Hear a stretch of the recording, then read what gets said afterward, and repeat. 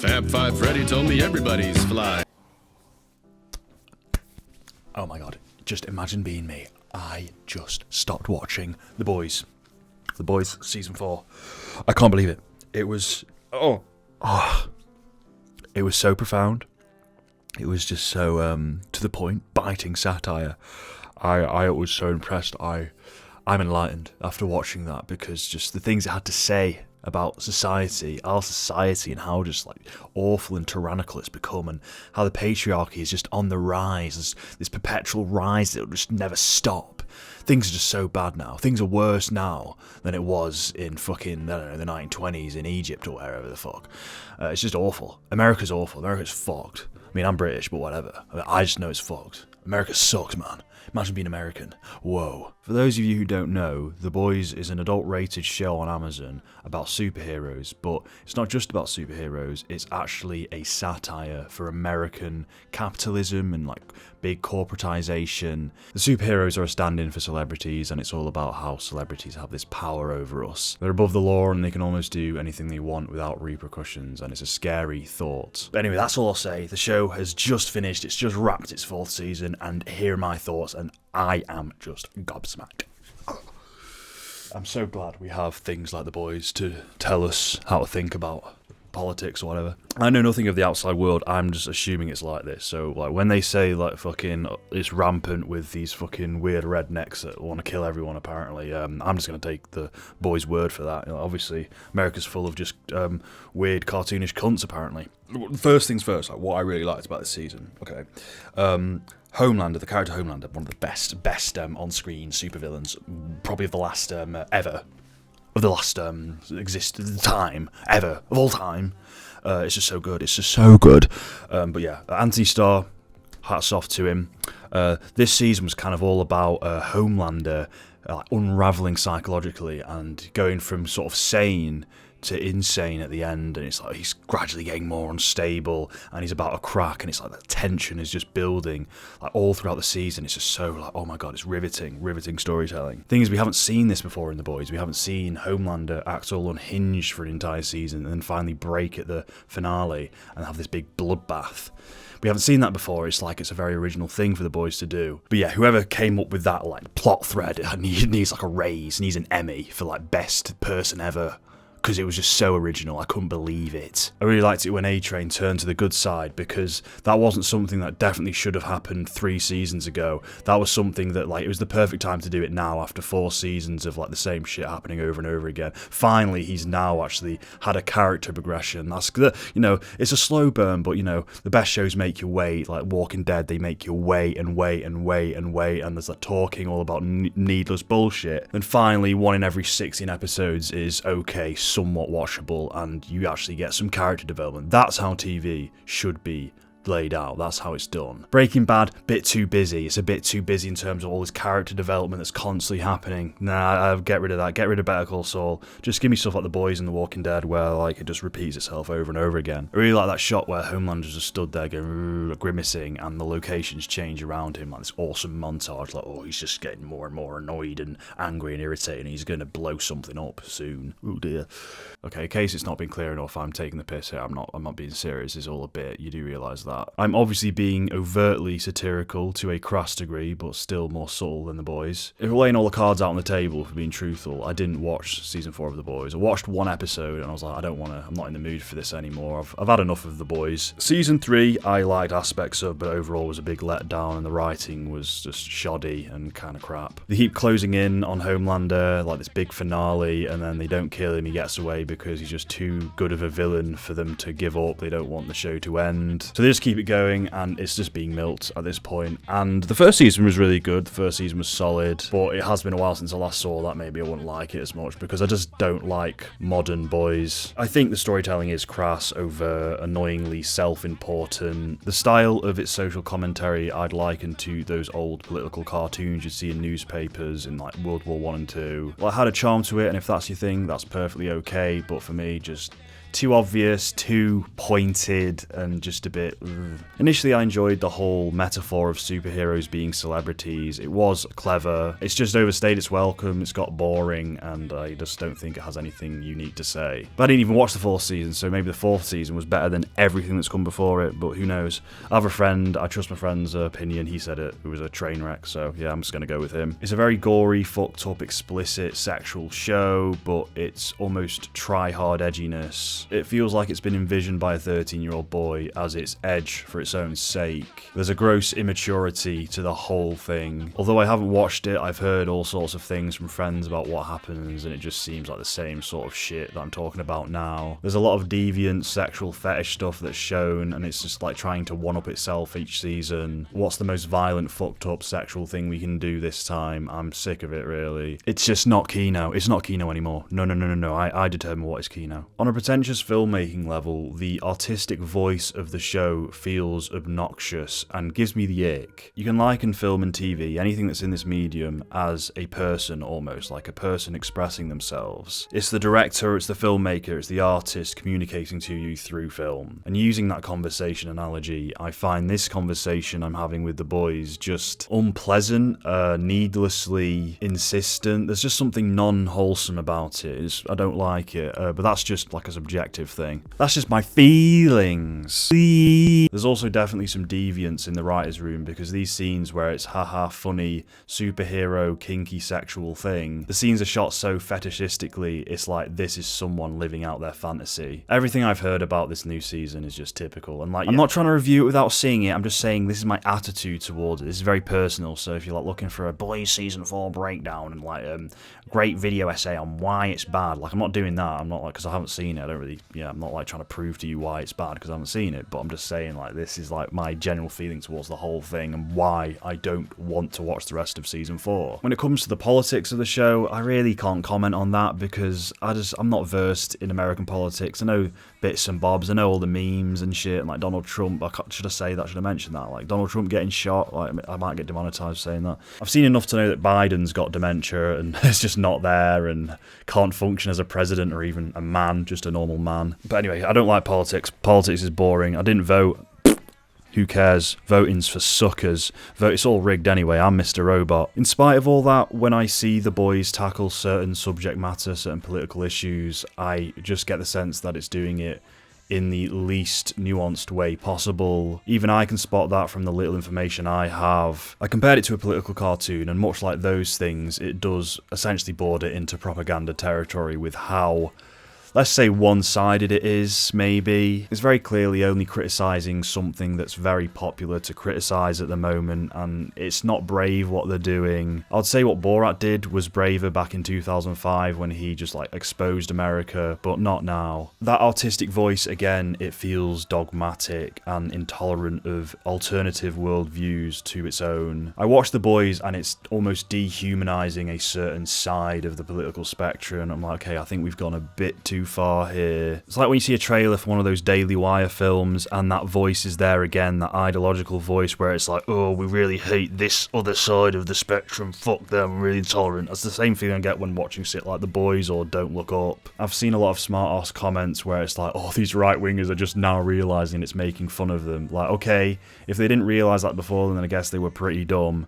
But still, like, just because there are dumbasses that can't decode the very obvious social commentary, that doesn't mean we should encourage this level of just overt, preachy, pandering messaging. It's just like two sides just just need to fucking get a room and just hash it out and just stop being so fucking pissy towards one another. Even though I said before that I was politically uneducated, there are a certain few social issues that I know a decent amount about to be able to recognise when it's being portrayed in a one-dimensional fashion in media. There are very divisive topics that are divisive for a reason because there's no concrete answer that humans can come up with and probably will ever be able to come up with. So we should just be content with the fact that we're always going to disagree about this, agree to disagree, don't condemn the other side for having a different opinion to you. But The Boys goes, no, this opinion's the right opinion, and like gaslights you like, no, that opinion you have, it's evil and you're bad person for even thinking that. Like, no, that is not healthy. That is, again, that's mean, that's fucked up, that's ideological. I know this season's about fear-mongering and Homelander using misinformation to make the citizens feel that they're not safe, so they need to rely on the superheroes. It's like a police state narrative about how corrupt governments try and seize power, essentially.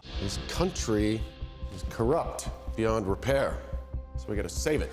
Friends, you better think again. But the whole fear-mongering narrative and tricking the population into sacrificing their freedom for security, it's an interesting direction to go down. It's obviously allegorical, but somewhat interesting. But for a season that's all about the dangers of fear-mongering and misinformation and like not dehumanizing the enemy, that's the wrong thing to do. Labeling the opposition as like devils that need to be extinguished, essentially. The way in which The Boys depicts the right to be so ridiculously evil feels in and of itself to be of a fear-mongering nature. Again, don't really know anything about it, so I might be talking up my arse, but I just watch it and I go, God. The Boys definitely has a dogmatic political agenda, and if you like that, that's fine, but I have the personal belief that political agenda and art are mutually exclusive things. When political agenda gets involved, it's propaganda, it's not art. So yeah, The Boys has alienated almost half of the population just by being in this like weird groupthink, narrow-minded place. And if you complain about it, if you complain how like politically one-sided it is, oh, you didn't get it, you just missed you got no media literacy. Like,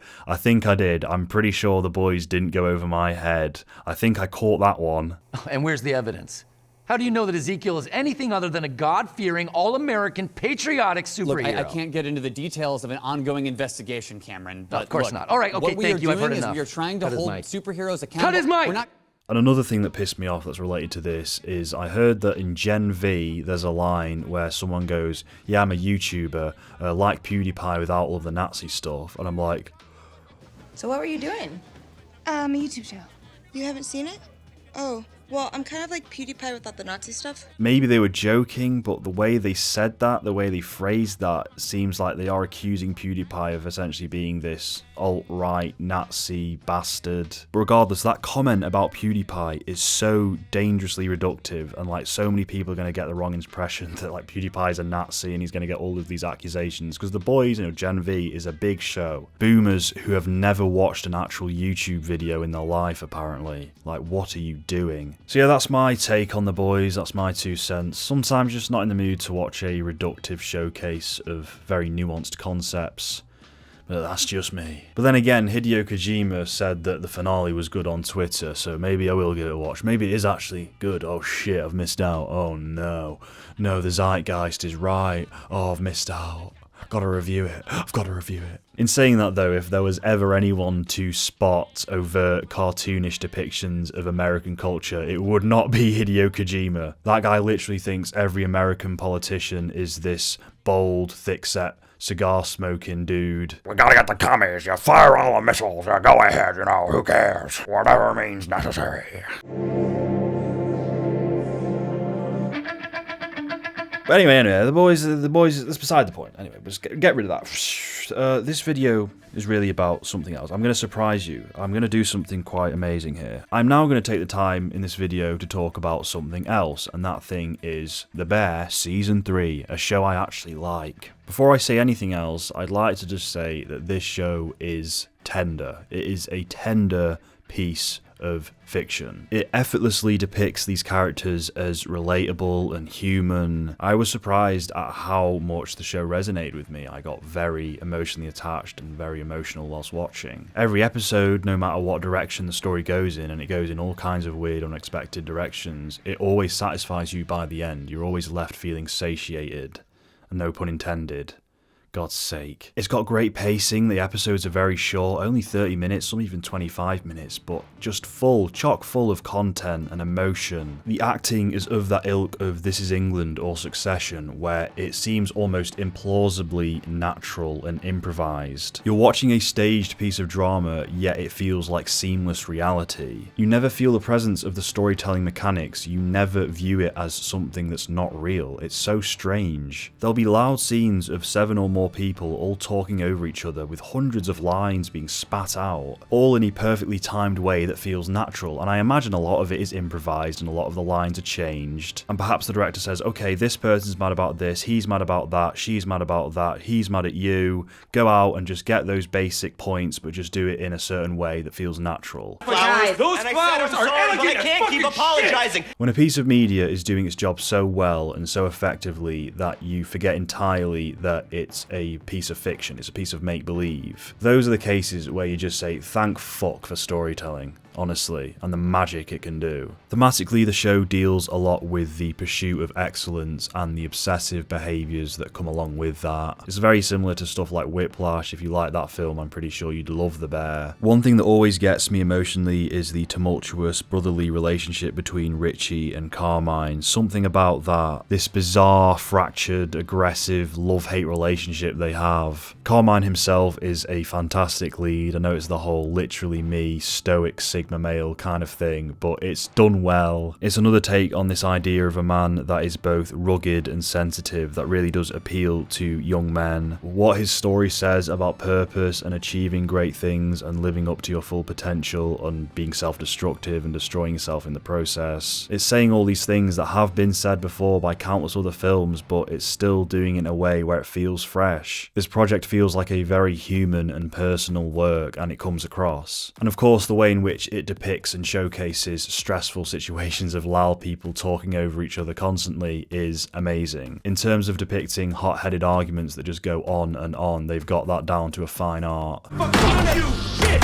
You piece of fucking shit! Fuck you! It has echoes of the Safdie brothers. It's heightened but all the while believable and authentic. As for season 3 itself, as I am supposed to be reviewing season 3 in particular, it was a season that surprised me, and I'm pretty sure it surprised a lot of people. After season 2, which had this stampeding momentum where it was ramping up to the grand opening of the restaurant, I think people were shocked to see that season 3 was this introspective, slowed down version of the show. But then again, this show has always been like that, and season 2 itself was very slow in a lot of areas. A lot of the episodes dedicated themselves to one particular thing, one particular component about the story, one particular theme, or one particular character, and that's the way The Bear chooses to tell a story, I think. And season 3 is just a continuation of that structure, and I really like it because it's so introspective. There may be times where you start an episode and it'll throw you off a little because it'll be a flashback, or maybe it'll just be one character and you won't see anyone else. You might think, oh hang on, where's this going? That was a bit different from the last episode. Like, are we going to get a continuation of that plot thread? Okay, no, we'll have to wait. Okay, whatever then. But then very, very quickly you become re-immersed in what's going on in this new plot thread or new dynamic or whatever. The vast majority of the episodes surprised me in this way, where it would give me something new and I'd end up loving it. I love how concise they are as well, like very short episodes, some even 30 minutes, just only tell what needs to be told and then moves on. There's no fat to this show. The episodes will play for as long as they need to and then they'll just stop. And you have like some episodes that are like 50 minutes and others that are like 30, and it's like, who gives a fuck? It does kind of fit in with the in-universe motto of every second counts, so that's kind of cool, isn't it? As for the filmmaking itself, it's nothing groundbreaking, it's nothing I haven't seen before, but it's still experimental and still very effective. There are a lot of different styles and techniques that are utilised throughout this show, and never does it feel show-offy, like, oh, look what else we can do, like, haha, I can do this, or I can do this, or this one's a wanna. Because at some stage, these things can become gimmicky tricks, but The Bear only applies styles and techniques that elevate the storytelling. Every time something experimental is done, it's always complementing what is happening on screen. The show reminds me a lot of Mr. Robot, just with how each episode is completely different and just does new things and tries something new. It uses different styles, blends together all of these different tones. In fact, there's one episode in season 1 that does involve a piped studio audience, and I'm like, yeah, you nicked that from Mr. Robot, didn't you? Let's be honest, like, I'm going to forgive you because I really like the show, but, you know, I think a sneaky boy. A lot of the cinematography is obviously very chaotic because that's the nature of the show. In previous seasons, they've gone for a handheld approach where the camera is constantly moving about between the characters, going back and forth, always shifting, almost shaky cam, but in a way that you can always follow what's going on. There's a lot of very claustrophobic framing where the camera goes right up to the actors' faces, and that type of chaotic, claustrophobic cinematography cinematography does return in season 3, but they put a little bit of a spin on it. There wasn't as much handheld cinematography this time round, but there was more stationary shots. There wasn't as much of the camera moving from this character's face to that character's face, it would just cut in the conventional sense. But the way they did that, the camera was still right up to the character's face, it's almost like no room to breathe at all, almost fucking suffocating. And they also used a lot of quick cuts, so it's more so the editing making the scenes feel claustrophobic and chaotic this time. Instead of it being whoa, whoa, whoa, it was bum, bum, bum, bum, bum, bum, bum, bum, bum. It's like, what the fuck, so abrupt in the cuts. But that's the filmmakers doing the same thing, but in a different, fun, new way, and be like, okay, maybe this will work. Like, how will this pan out? Let's try it, fuck it. And it did, it really panned out well, it kept the filmmaking fresh, it was just like, oh, this is cool, nice. It also kept cutting to black at multiple points during the episode as almost like intermissions kind of thing. It'd be in this attitude of, okay, that's the end of that scene, that's the end of that conflict, that's done for now. And I know a lot of people may perceive that as quite pretentious, like, oh, look at us, this isn't a TV show, this is a play, this is a 5-act play, this is amazing. But for me, it felt appropriate, and when it did cut to black at the end of a scene, it made me appreciate that scene even more. Like, yeah, that was really well done, and now it's just end, next part. Shut the fuck up! Maybe part of me wanted a bit of that adrenaline from season 2, but I really did love season 3 and I was never bored. To talk about some standout episodes of the season, I've got to mention Napkins, that was lovely. It's always just such a treat to see Jon Bernthal there again. I love the way that Jon Bernthal portrays that bravado exterior that's concealing this tragic soul. Ice Chips, the pregnancy episode, again, just fleshes out that particular plot beat, only focuses on that, gives it all the time it needs to breathe. I've gradually become more and more surprised and impressed by the actress who plays the sister. And she started the show with quite a minor role, but now she's one of the main characters easily, and she has so much to do. The flashback family dinner episodes all centered around her, and that was like the highlight of season 2. It's become such a demanding role for her, and she has risen to the challenge. Of course, Jamie Lee Curtis, fucking excellent, like holy shit. If there was ever going to be a female Joker movie, she should definitely be first in line. A month or so ago, I did a review for the film A Woman Under the Influence, and I'm pretty sure, dare I say, that Jamie Lee Curtis has taken some inspiration from the Mabel character in that one. Finally, the finale was ace. Nothing huge, nothing grand, but it was satisfying all the same. A lot of the big cameo characters came back for this. It's honestly mad that Olivia Colman's in this as well. Like, holy shit, how many people are in this? It's cool seeing Jeff Winger appear as this scary-ass motherfucker. Between his and Gillian Jacobs' role in the show, it's really nice to see these community actors in this very dramatic piece. There's something comforting about seeing them again, especially Gillian Jacobs in that tender role. How you doing? I'm okay. I'm good.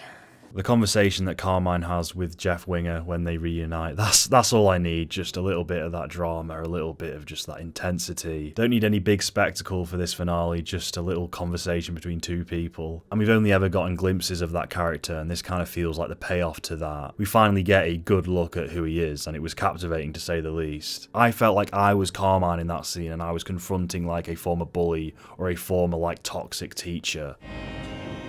I'm fucking stunned right now. Dude, you need to unclutch your pearls.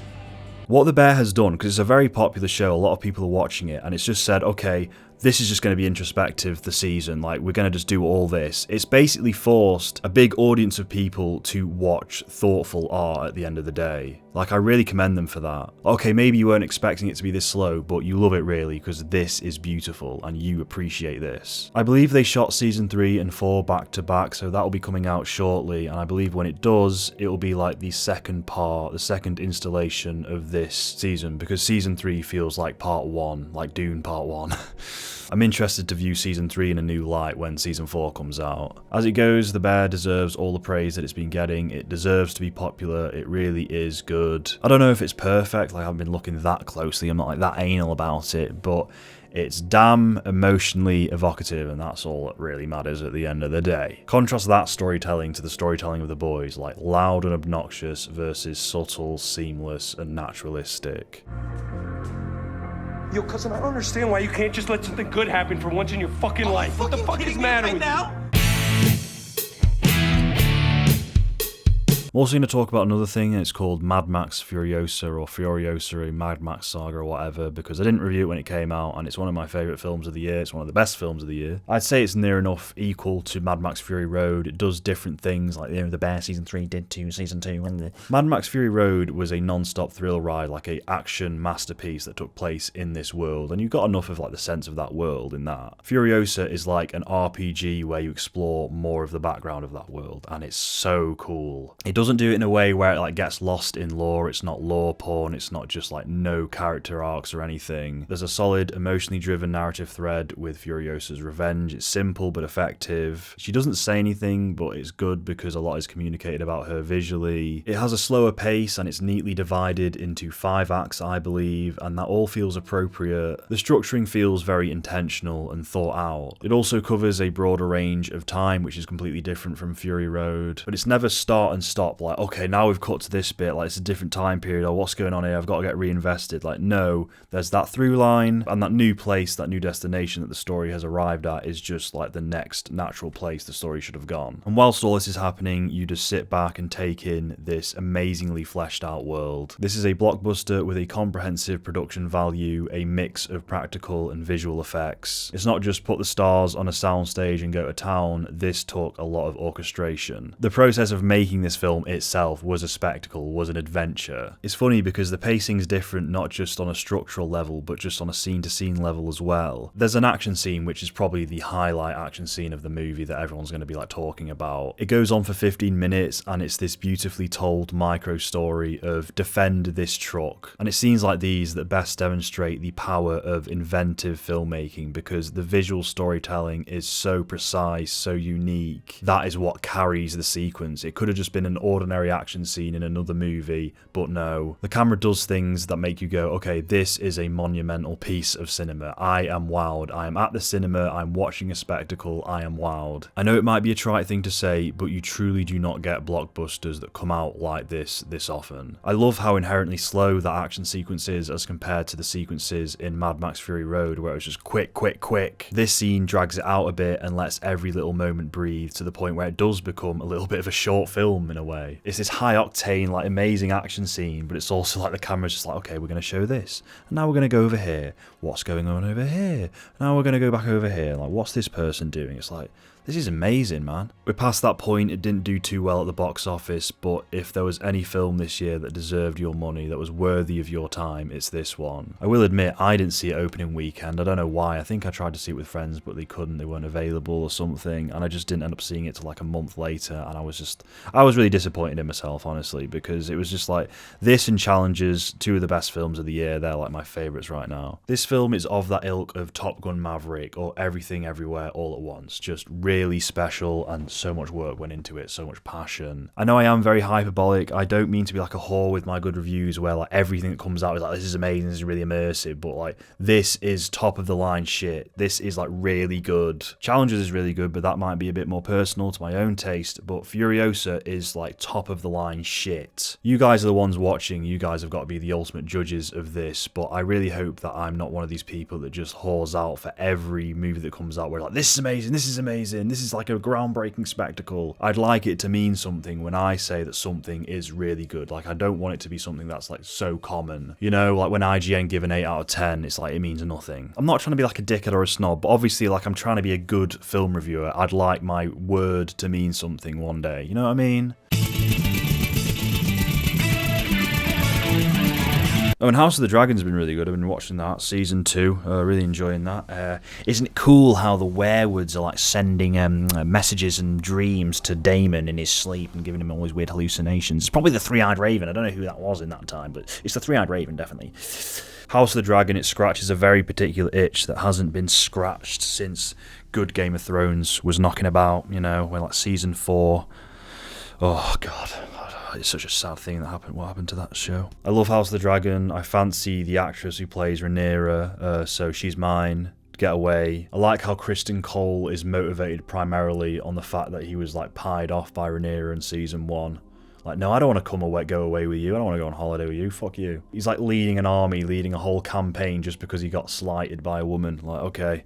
incel mode much. The actor who plays the young King Aegon II, I've really been impressed by his stuff so far in this season. I really like, well, he's not a good person, but I do kind of like him in a weird way. The Song of Ice and Fire universe has always been very good at portraying ineffective leaders, ineffective kings that are like flawed in their own weird ways, and he's just another one of those. He's not Joffrey, he's not necessarily all that cruel, but he's just a bit of a fucking idiot, but it's not like overdone where he's like, oh, what do I do? I don't know. Like The Boys, is it? Like The Boys probably have him go, I don't know, I'm an obvious allegory for Donald Trump, I've got fake tan on, Imagine that, just a fucking character in House of the Dragon that's just got like a red tie and fake tan. It's like, like that would just be out of place. It's out of place even in The Boys. Give me scenes of a bunch of characters sat around a table discussing politics and like war strategy. Just give me that. That's just like, it's just such good content. I love consuming that.